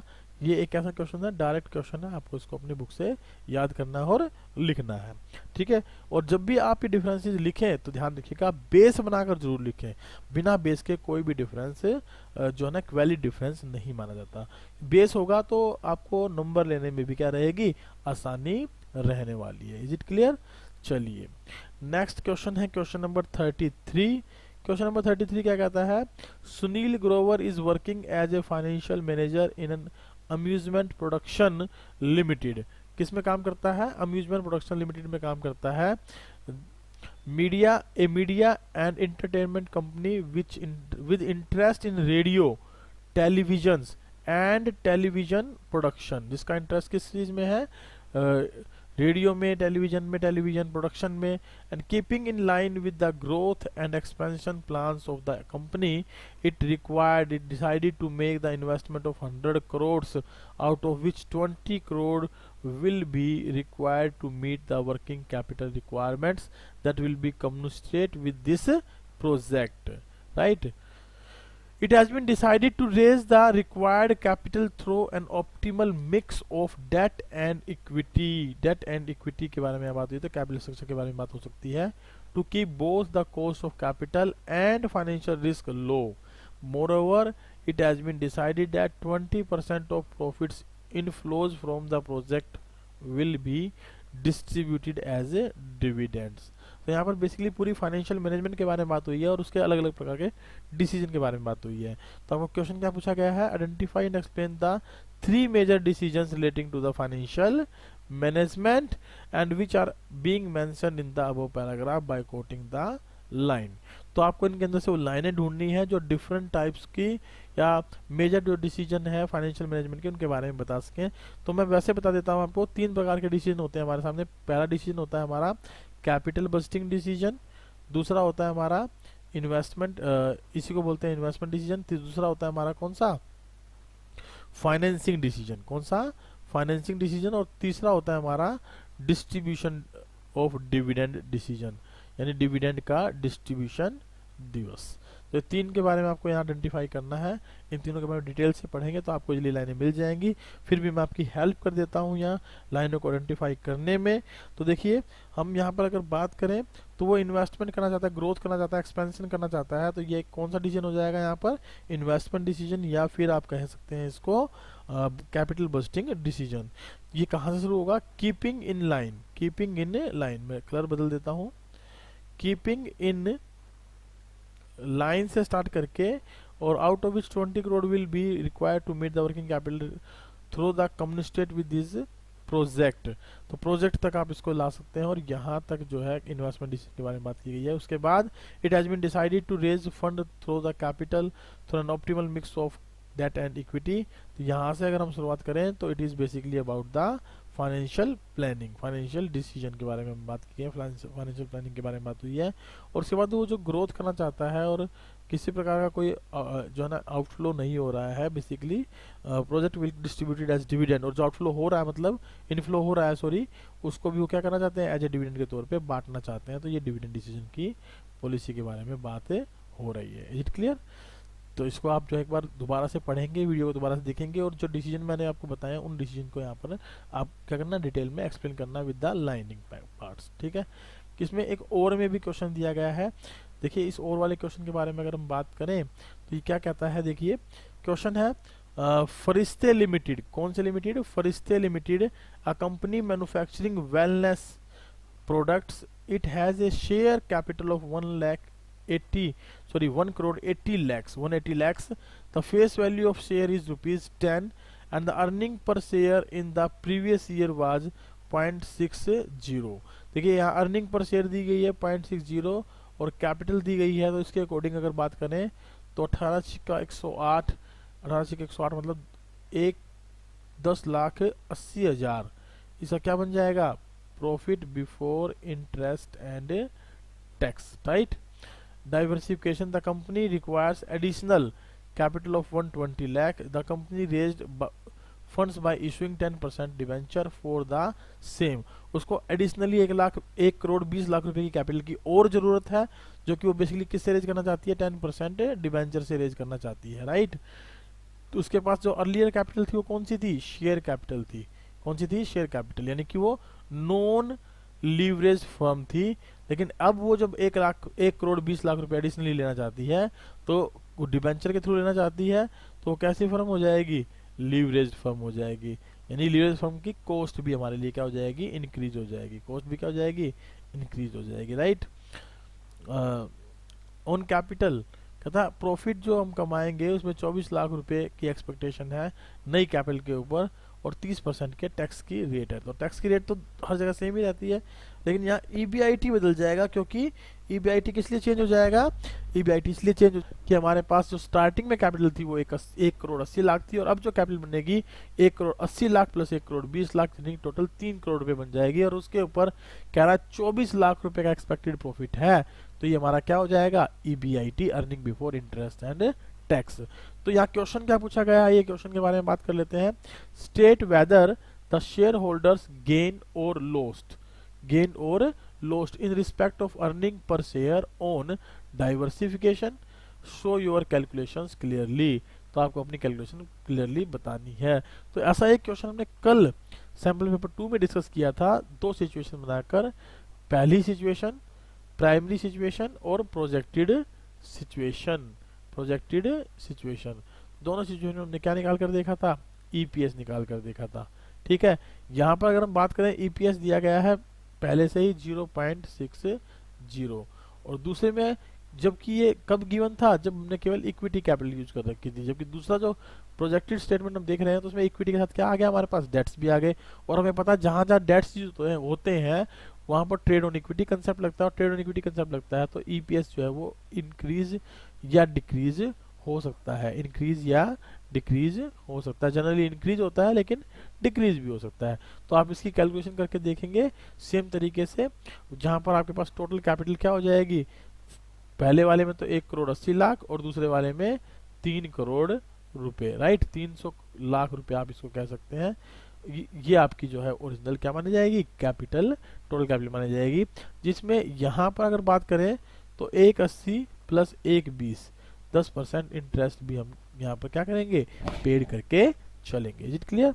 तो EBIT आ जाएगा, उसमें से इंटरेस्ट घटाएंगे, पहले प्रोजेक्ट में इंटरेस्ट 0, दूसरे में हमारा इंटरेस्ट जो है माइनस हो जाएगा as per the given question, right, जो कि कहता है 10% डिवेंचर इशू किए हमने 1,20,00,000 के, तो 12 लाख के करीब हमारा इंटरेस्ट के तौर पे पेमेंट कर दी जाएगी, और जो प्रॉफिट बचेगा उसको हमें करना क्या है, EPS से डिवाइड करना है। क्या करना है, EPS निकालने के लिए नंबर ऑफ इक्विटी शेयर से डिवाइड करना है, नंबर ऑफ इक्विटी शेयर से डिवाइड करना है, किसको, profit after interest and tax को। तो हमारे सामने क्या निकल कर आ जाएगा, बेसिकली हमारे सामने निकल कर आ जाएगा EPS। वहां से हम ये जजमेंट ले लेंगे कि जो डाइवर्सिफिकेशन का डिसीजन कंपनी ने लिया वो सही है या नहीं है। अगर तो आप नोट कर लेंगे इस बात को। अगर तो ईपीएस अब जो है 0.60 और नया जो ईपीएस है, प्रोजेक्टेड जो ईपीएस है, वो अगर मान लीजिए आ जाता है 0.70, तो हमारे लिए फेवरेबल पोजीशन है। अगर वो आ जाता है 0.50 या 0.40 या उससे भी कम, तो हमारे लिए नेगेटिव पोजीशन है। Is it clear? तो इसको खुद से करके देखेंगे, खुद से ट्राई करेंगे, और इसका जो न्यू प्रोजेक्टेड ईपीएस आएगा वो आपको मुझे कमेंट बॉक्स में क्या करना है, बताना है। ठीक है, चलिए इसमें दूसरा क्वेश्चन पूछा गया है, also state any 3 factors that affecting the issue of equity share by company as a part of its capital structure. तो आपको यहाँ पर factors affecting the issue of equity share के बारे में डिस्कशन करना है। और उसके बारे में अगर मैं बात करूँ तो आप ये मानिए कि यहाँ पर कैश फ्लो पोजीशन एक प्रकार से देखी जाएगी, level of fix operating cost देखा जाएगा, और इंटरेस्ट कवरेज रेशो को भी चेक किया जाएगा। ये चेक करने के लिए कि जो कैपिटल स्ट्रक्चर है कंपनी का, उसमें हम यदि इक्विटी शेयर्स को इशू करते हैं तो किन किन बातों के हिसाब से ध्यान में रखते हुए उनको इशू किया जा सकता है। It clear? तो क्वेश्चन नंबर 34 लास्ट का क्वेश्चन आज का हमारा आखिरी क्वेश्चन रहेगा। इस क्वेश्चन को हम पढ़ेंगे, समझेंगे क्या कहता है ये क्वेश्चन, उसके बारे में जानेंगे। चलिए, कहता है Jio, also known as Reliance Jio, a Mumbai-based provider of 4G internet, mobile telephone, broadband services, and digital services in India. Through this subscription service, Reliance promises to shape the future of India by providing end-to-end digital solution for the business, for the institution and households, etc., seamless bridging and rural urban divide. ठीक है, it has been framed keeping in view the government policies on connectivity and affordability. Today India is ranked as 115th यानी 115वें स्थान पर है out of 230 countries in terms of mobile broadband access.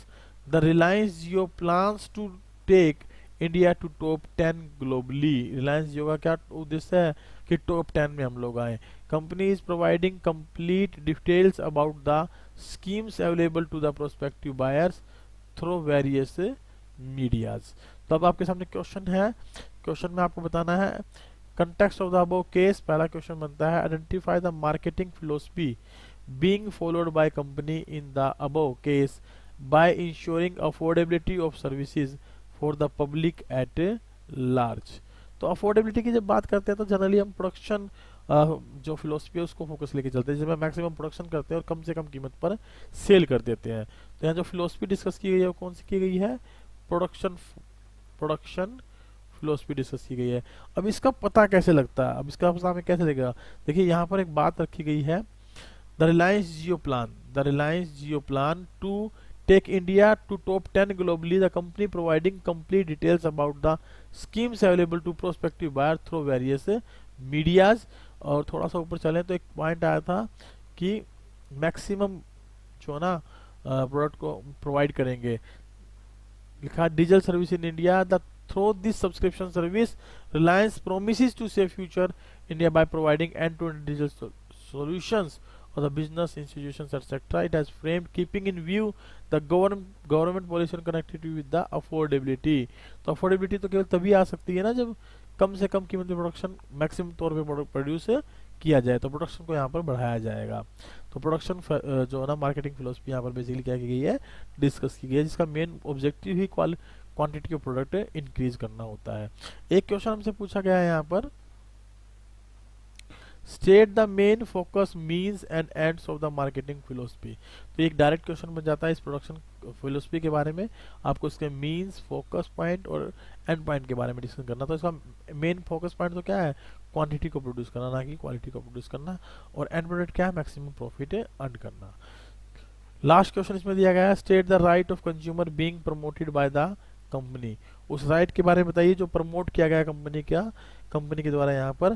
तो यहाँ पर right to information basically promote किया गया है, उनको बताया गया है कि अलग अलग प्रकार के रिटेल मार्केट में प्रोडक्ट अवेलेबल हैं, तो उनके बारे में यहाँ सूचना दी गई है, राइट। ठीक है, तो इसके बारे में यहाँ पर जैसे प्राइस, क्वांटिटी, डायरेक्शन, मैन्युफैक्चर, ये सब बातें हमने कंज्यूमर को समझाने के बारे में बात की गई है। तो यहाँ पर राइट टू इन्फॉर्मेशन के बारे में डिस्कशन किया गया है। कौन सा है, राइट टू इन्फॉर्मेशन। तो तो इसको आपको यहाँ पर बेसिकली एक्सप्लेन करना है। तो 2 नंबर में ये आ जाएगा आपका, और जो फोकस, मीन और एंड पॉइंट्स है 2 नंबर में ये आ जाएगा, और ऊपर जो हमने रखा कौन सा फिलोसफी डिस्कस किया गया है तो 2 नंबर में ये आ जाएगा। उसका मीनिंग आप यहाँ पर क्या कर देंगे, एक्सप्लेन कर देंगे, राइट। तो this is all about for today's class. ये थी हमारी आज की क्लास, और इस क्लास में हमने बेसिकली क्या किया, डिस्कस किया sample paper third, right. Hope so कि आपको सैम्पल पेपर थर्ड अच्छे से समझ में आया होगा, क्लियर कट आपको इसके बारे में कोई आइडिया मिला होगा। अब तक हम 3 सैम्पल पेपर डिस्कस कर चुके हैं, कल हम 4th सैम्पल पेपर डिस्कस करेंगे in the evening at the same time. तो मेरी आपसे रिक्वेस्ट है, यदि आपको क्लास अच्छी लग रही है तो अपने दोस्तों को, फ्रेंड सर्कल को आप इनवाइट करें, उनको भी इन क्लासेस को ज्वाइन करने का मौका दें। और इस बेसिस पर क्या होगा कि बहुत सारे क्वेश्चन हमारे सामने आ सकेंगे, बहुत सारी प्रॉब्लम्स हमारे सामने आ सकेंगी, जिनको हम बेसिकली क्या कर पाएंगे, डिस्कस कर पाएंगे, अंडरस्टैंड कर पाएंगे। और जब क्वेश्चन बढ़ते हैं, एक दूसरे के अंदर से क्वेश्चन निकल कर आते हैं, तो उनका